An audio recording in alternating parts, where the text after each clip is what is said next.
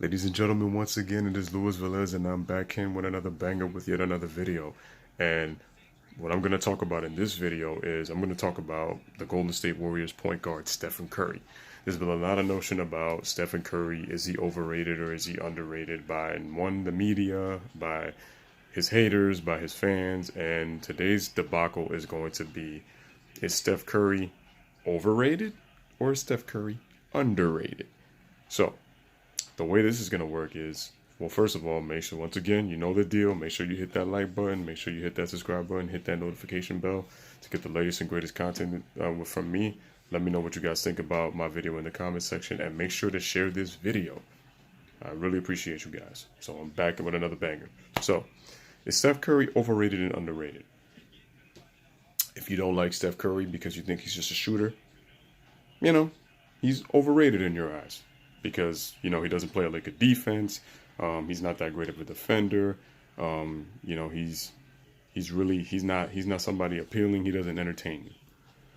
For those who think he's underrated, is his value and his impact has more impact on the basketball team than people realize. And he doesn't get enough credit despite the hardware that he's won. And they feel like he's earned his fair share of awards.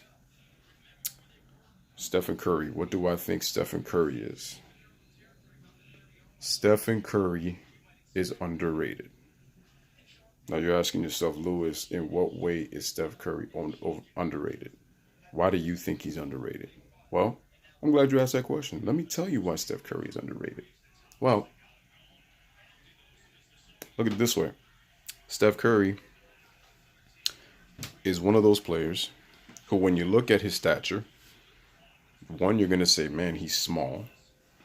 Number two, it doesn't look like Curry is a guy who you think is going to be in the league playing basketball. He doesn't look like a basketball player. And if he was going to be a basketball player, it looked like he was going to be a good player, but not really a great player. And I don't really see him being like a starter or anybody really on the team. He probably looks like a backup at best. He probably might start and show you flashes, but then somewhere along the way, Curry's going to fall off and he really isn't going to be anything in the NBA. Well, Curry is a two-time MVP, unanimous MVP in 2016. And I'm actually going to go deep into Curry's 2016 season in telling you how historic that season was. For those people who are talking about how LeBron, it's crazy. Even in that year, people were saying that LeBron dragged a bad team to the finals. And I'm just like, you know what? This is getting crazy. I was like, yo, you guys are literally about to make me. For those who keep saying that LeBron is dragging, I'm going to continue to make videos to educate the masses out there who just don't get it. And when you say, well, there's no proof that we know that LeBron isn't as great as he is, I said, well, people just don't want to listen to it.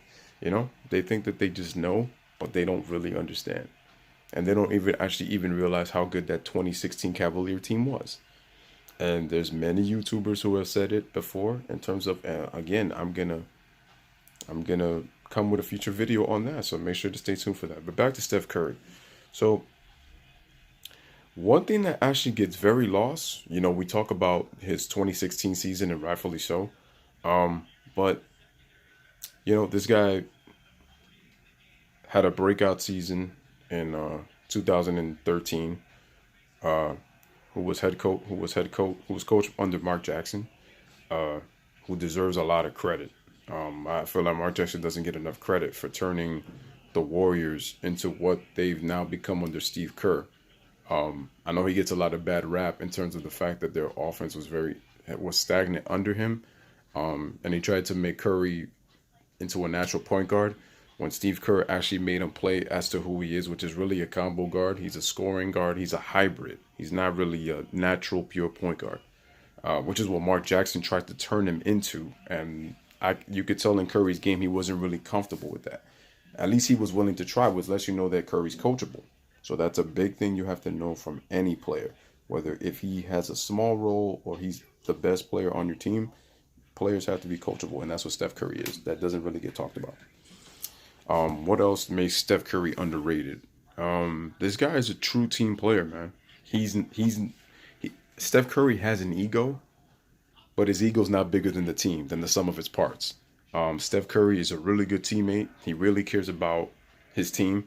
Uh, the crazy part is also is like he wants his teammates to succeed. So he's all about helping you out, and truly appreciates what you are, for the individual and what you bring to the table. Steph Curry also is a guy who does everything on the basketball floor in terms of offense that you don't see on the stat sheet. He's a guy that will set a screen for you. He's a guy that will flash, he will move, he will cut without the basketball. These are the intangibles that make Curry so underrated. It's not just the fact that Curry has, people make it seem like if Curry had these superstars and all this kind of stuff and, on this whole super team, people forget that he was the seventh pick in the NBA draft. People forget that Klay Thompson was an 11th pick. People forget that Draymond was a second round pick. He was 35th in the draft. These guys naturally developed into the team that they became. Because if you remember, Curry had ankle injuries. So nope, and he was on a $44 million deal. So he had that little baby contract, which was a blessing in disguise for the Warriors. Um, Draymond was a bench player. Klay Thompson wasn't getting enough minutes, and he even complained to management about that. So it was kind of like, they weren't what they seemed to be, but people just keep overrating them. Like if like they were this thing from the minute they got together, which is not the case. Um, and remember, Curry has a couple of more years under his belt over Klay Thompson and Draymond Green anyway. So it's like nobody even understands that. But yeah, Curry, like I said, he sets screens. Curry sacrifices his body. He does the little things that help win. Um, he's an underrated defender. Now, I'm going to be, Lewis, what are you talking about? Steph Curry can't play a lick of defense. He be getting exposed out there. I'm going to tell you this right now. Curry is not the best defender. I know that. I'm not expecting Curry to make an all NBA defensive team. If he does, it probably might be because of the team he plays on.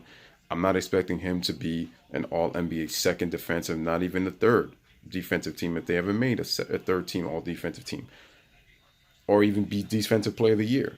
But my point is that Curry puts the effort on defense. Okay, Curry actually has good instincts. Curry has good hands. He actually uses his body pretty well in the half when the Warriors are playing half court defense.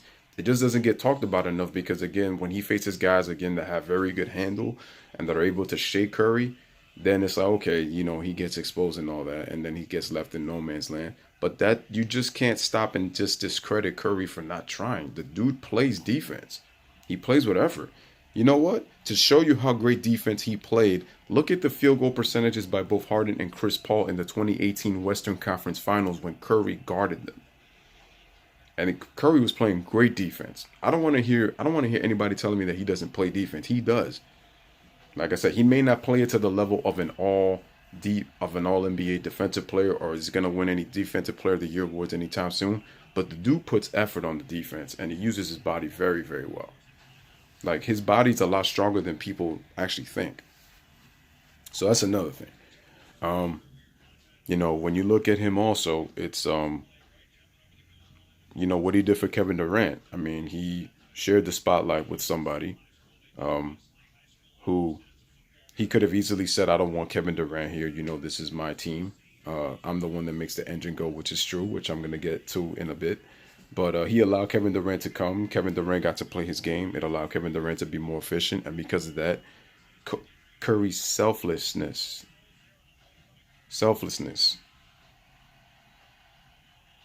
is what makes him great. On top of the fact that it's the reason why Curry has continued to win and has had players wanting to come play with him. And that's one of the most underrated parts about Stephen Curry.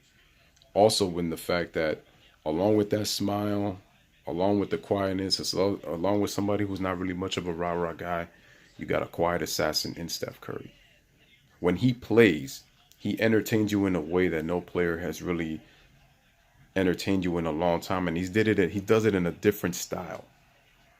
And this is why I compare him to MJ in this aspect.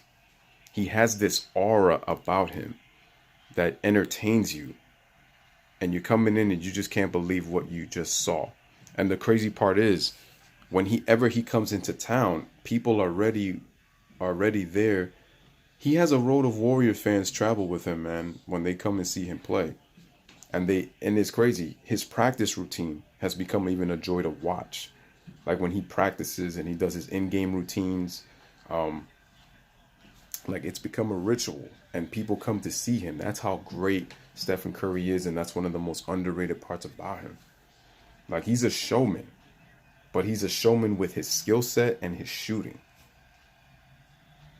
And this notion that Curry is just a shooter is a bunch of nonsense. And I'm gonna put out this crazy stat that nobody even really knows about. And it pertains to his 2016 unanimous MVP season. It's the best season of Curry's career. And the crazy part is I'm even going to go to the 2015 season and I'll tell you why that's a very underrated season in Curry himself. But how about this? People say that Curry's just he's just a shooter. He only shoots from three. Like he doesn't shoot anywhere else from the floor. So people remember in 2016, after the Warriors won the championship and people thought that their championship was tainted because without Kyrie and Kevin Love, all Curry did was led the league in scoring at 30.1 points per game. He shot 50.5% from the field, shot 45.5% from the three-point line, shot 90.1% from the free throw line. He became the second player other than Larry Bird to average at least 29 points in a 50-40-90 season. Kevin Durant did it on 28 points per game in 2013. But Steph Curry's the first player ever, and we're talking about a point guard here, that led the league in scoring on a 50-40-90 at 30 points per game. That has not been done in NBA history. Now, Curry's just a three-point shooter. Well, according to the statistics, Curry led the league in field goal percentage on two-point baskets. He shot a whopping 68.7%, including layups and mid-range shots. But Lewis, all he does is shoot threes. But he shot 68.7% from the field, 15 feet down. How about this stat? On corner threes, effective field goal percentage shooting the three-point line from the corner, which is the shortest distance from the court on the three-point line.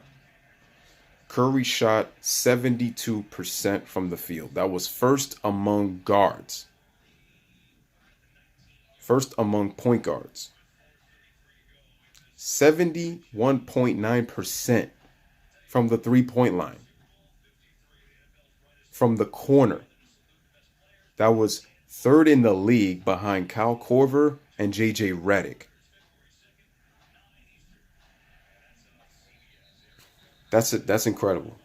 And the crazy part is his field goal percentages actually from 20 feet beyond are even more astounding.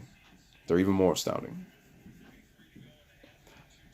The crazy part is Curry shot actually 50% or better when he was shooting anywhere from 30 to 40 feet.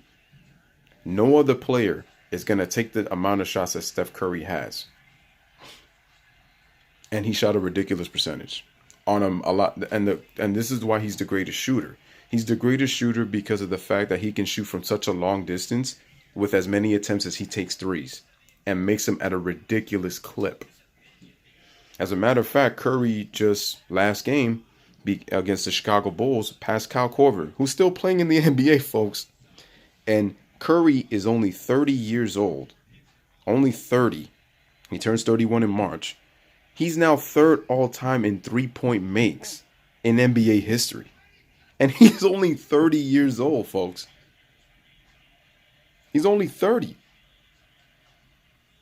That's incredible. And he has a bunch of three-point records, including 402 threes that he broke in the 2016 season. Like I said, which is an incredible feat.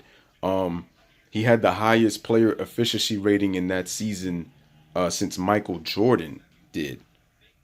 Back in, I think, the 89 season. I said, man, that's quite a... I mean, no, not Michael Jordan. I believe since Wilt Chamberlain, if I'm not mistaken. But still, like, that's just incredible how one guy can have a season like that.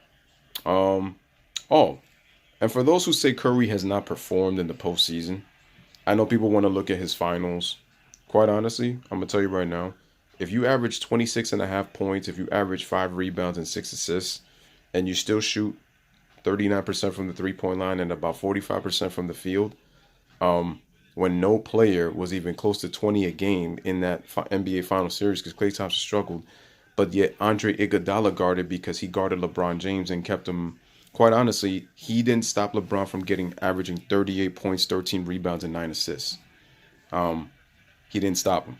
LeBron was shooting a low percentage because the Warriors were keeping him from the outside, and LeBron was shooting a lot of jump shots. And on top of the fact that LeBron was playing a lot of minutes.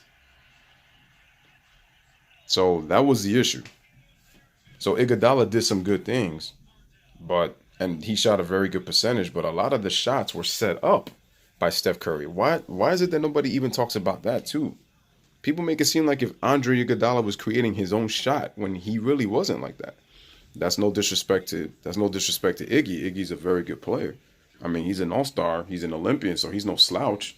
But this is how underrated Curry is. This man, in the finals, I remember in Game 3 in 2015, literally, this is when Curry was struggling. Literally, late in the game, got a triple screen. Go watch the game, especially at the end.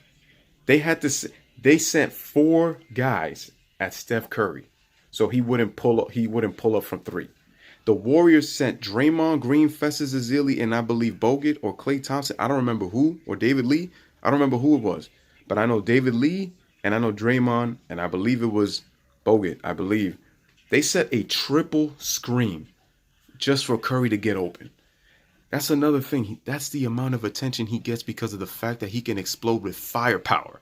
Like, he can score points very fast in the blink of an eye. And the shot is so devastating that this guy has impacted the game to where now a lot of teams are shooting the basketball from deep, which is one of the reasons why teams have caught up to the Golden State Warriors, because now a lot of teams are shooting the 3 ball more. So they're emphasizing the 3-point shot more. That's the impact that Steph Curry has in today's game of basketball. Just when Curry was doing that on a routine basis, nobody was really paying attention to that because they felt like, again, the notion was, that at times that jump shooting teams will not be able to win championships or jump shooters. Or the fact that Curry doesn't look like a superstar, yet he emerged into a superstar.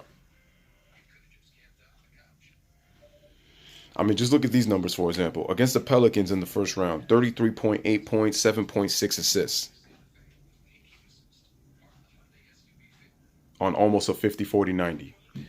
He struggled against the Grizzlies, more defensive-oriented, half-court team, slowed the game down.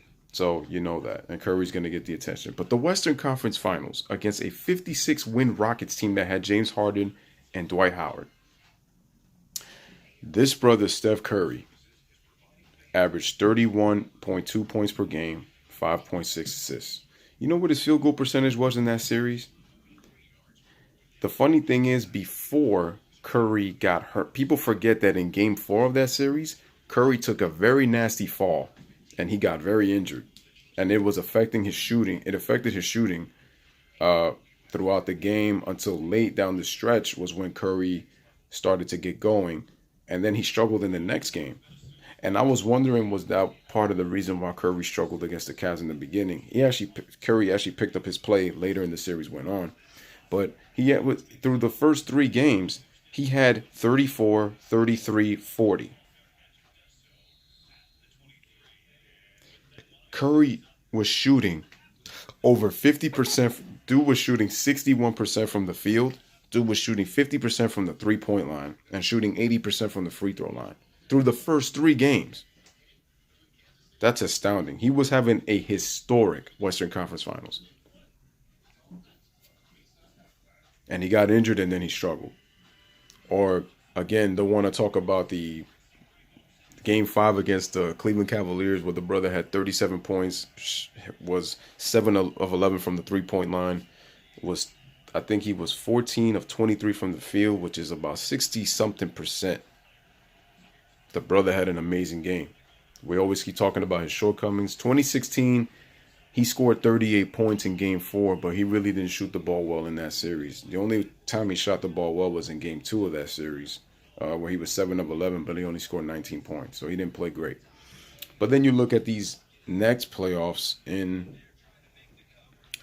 2017 when they get KD, and KD's out. Like, people forget that when Kevin Durant was injured, the Warriors won 12 consecutive games. They ended up winning.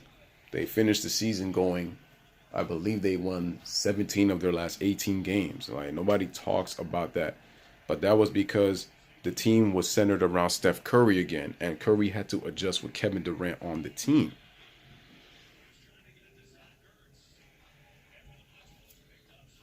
And Curry averaged 26.8 points. You could round that off to 27, 9 rebounds and 8 assists. The brother had a damn near triple-double in the finals. 2018, Curry, with the exception, what killed Curry was game 3 of that series in 2018, where Kevin Durant had 43 and showed why he was the best player. And if you remember, at the end of game 3, Curry was crowded on top of Iguodala as they were heading into the locker room off the Quicken Loans Arena, and he was crying. And it was because he only scored 11 points, and he didn't shoot the ball well, which was telling you that that hindered him from winning the Finals MVP. Had Curry scored at least about 20 points or something, I can guarantee you most likely that they probably give him the MVP. But then who knows? Because the league is so biased and they're hating on Steph Curry, then they're going to be like, Curry's not really that good and he didn't deserve the MVP. That it should have went to Kevin Durant regardless because he's the best player and he's the better overall player. But I'm going to tell you this. KD needed the Warriors. You could say that the Warriors needed KD. They needed each other. But remember, Steph Curry got a championship ring before Kevin Durant. And Kevin Durant was in the league longer than Steph Curry. Kevin Durant's game was more proficient the minute he joined Golden State. He showed proficiency before. But Steph Curry makes his game even so much easier because he can focus on the defensive end more. That's the impact that Steph Curry has on the floor. Another thing, Steve Kerr lets Curry be himself, where Curry could move without the Curry can move without the basketball. He can shoot in many different ways. Off the catch. He can shoot off the dribble. He can get into the paint. He can use either hand. Curry's ambidextrous. He has an incredible array of moves and skills, which was what makes him underrated.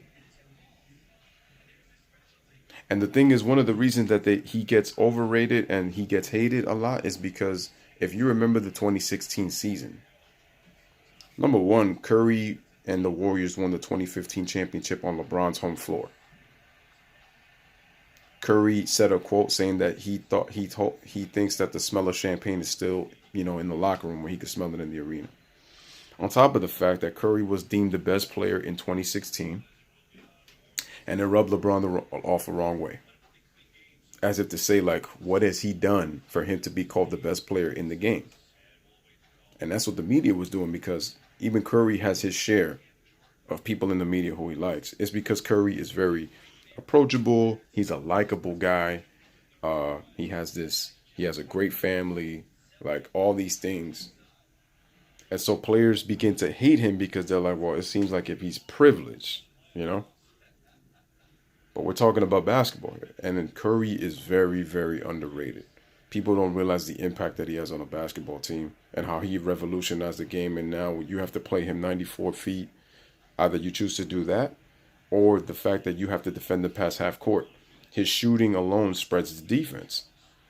His penetration gives guys open looks because he diverts so much attention. If Curry's not a great player, why is he constantly getting doubled and triple teamed? Because you don't want Curry to go off. If Curry gets hot from the three-point line, he's unstoppable.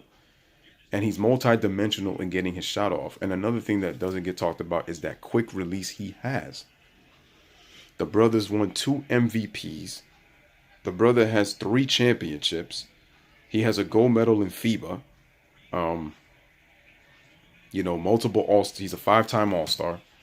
And his career's not done yet. And people are hating on him, saying he's not a top 5 player, but that's absolutely false. He is definitely a top 5 player. I would actually have him as number 3. KD would be 2 and LeBron would be 1, but Curry's number 3. He is definitely a top 5 player. People just do that because, they hate. And maybe it is, maybe again, but you know what? That's my opinion. But anywho, these are some of the reasons why I think Curry's very underrated. But let me know what you guys think in the comment section. If there's anything that I left out, please let me know because I'm not all knowing. But I wanted to do this. And once again, this is your boy Lewis with another banger. Make sure you hit that like, hit subscribe, hit that noti bell. And I'm just checking in, man. Just keeping it at work. Love and appreciate you guys all. Appreciate you guys always. Make sure to like this video. Make sure to share it. And hope you guys enjoyed it. Let me know what you guys think. This is Lewis, man. Once again, checking in, back again. And once again, everybody have a wonderful night, man. Peace out.